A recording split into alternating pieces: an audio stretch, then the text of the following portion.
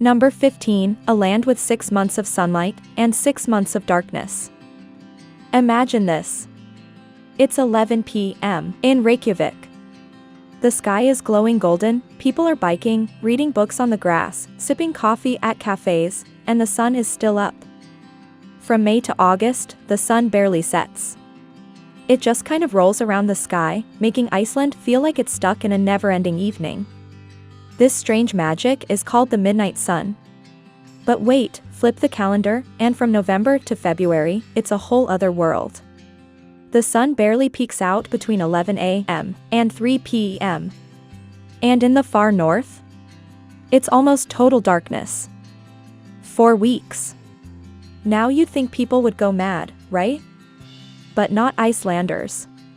They ski under floodlights, soak in hot springs, sip strong coffee, listen to jazz, light candles, and somehow stay full of life.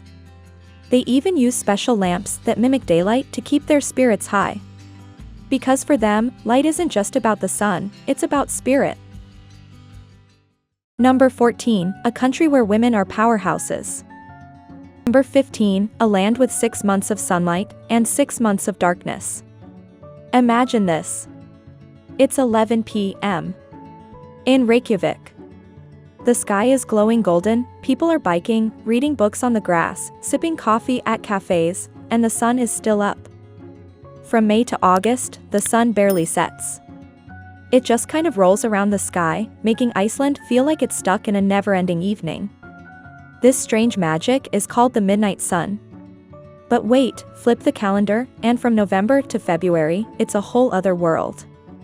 The sun barely peeks out between 11 a.m. and 3 p.m. And in the far north, it's almost total darkness. For weeks. Now you'd think people would go mad, right? But not Icelanders. They ski under floodlights, soak in hot springs, sip strong coffee, light candles, and somehow stay full of life. They even use special lamps that mimic daylight to keep their spirits high. Because for them, light isn't just about the sun, it's about spirit. Number 14, a country where women are powerhouses. Yes, Icelandic women are beautiful. Snowy skin, golden hair, clear blue eyes. But that's just the surface.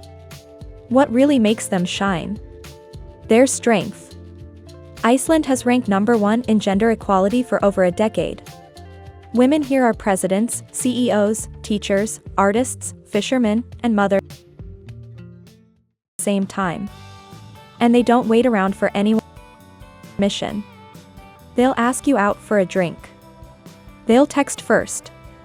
They'll say, "I like you," without blinking. Oh, and don't be surprised if they split the bill, it's normal here. Fair love is real love. With a population of just 390,000, Iceland even has a dating app that helps you avoid accidentally dating your cousin. Yep, it checks your genealogy. Icelandic women are like snow-covered volcanoes, calm on the outside, fire underneath. Number 13, you can't buy alcohol just anywhere. Planning to grab a beer from the grocery store in Iceland? Think again. Here, alcohol is only sold in special government stores called Venbin.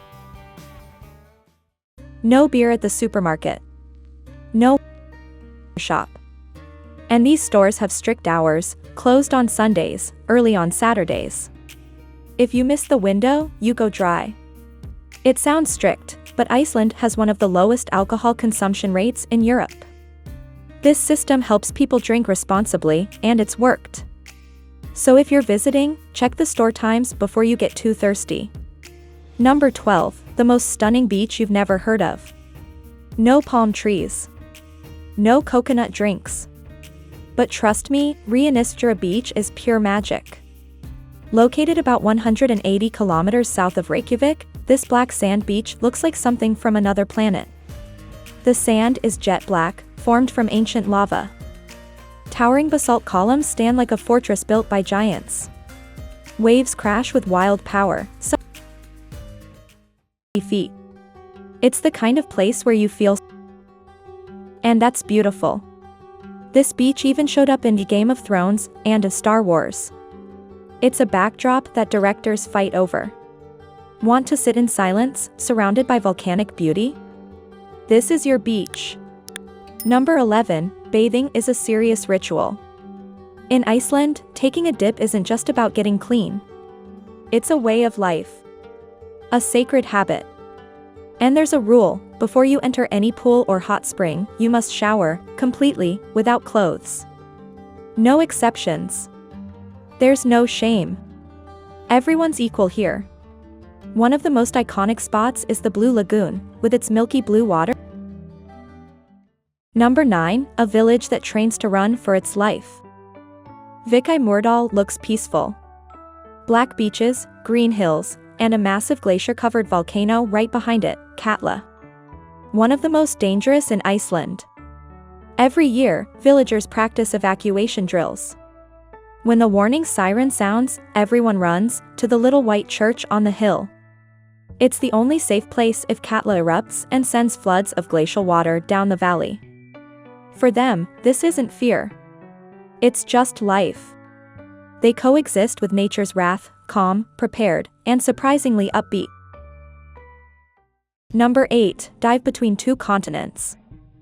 Want to touch two continents at once? You can. But not on land, in water. At Silfrafisher in Ingvellir National Park, you can dive between the North American and Eurasian tectonic plates. The water here is so clear, you can see over 100 meters ahead. It's meltwater from a glacier, filtered through volcanic rock for decades.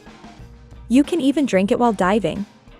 The water is cold, around 36 degrees Fahrenheit, but with a good wetsuit or dry suit, you'll feel like you're floating through a glassy dream. This is the only place on Earth where you can literally swim between two continents. Number 7, the horse with the smoothest ride in the world. Icelandic horses are small, barely 5 feet tall. But don't call them ponies. These horses are strong, tough, and have a secret weapon, a fifth gait called Tolt. It's so smooth, you can ride while holding a full beer and not spill a drop. They've been purebred in isolation for over 1,000 years. No other horse breeds are allowed into the country. And once an Icelandic horse leaves Iceland, it can never come back. These horses are not just animals. They're part of the nation's soul. Number 6, Iceland's weird way of naming people. In most countries, you inherit a family name. In Iceland, you inherit your father's first name, with a twist. If your dad's name is Eric and you're his son, you're Eriksson. If you're his daughter, you're Eric's daughter. So siblings can have different last names. Phone books? Sorted by first names. And they even list your profession, so you can look up someone and know they're a baker or a doctor. Want to name your child something unique? You'll need approval from Iceland's naming committee. If it's too hard to spell or doesn't follow Icelandic grammar, it can get rejected. Also, fun fact, Iceland has one of the largest gene banks in the world. Their genetics research is way ahead of the curve. Number 5, Reykjavik, tiny city, big soul. Reykjavik may be the smallest capital in Europe, but it's packed with color and creativity.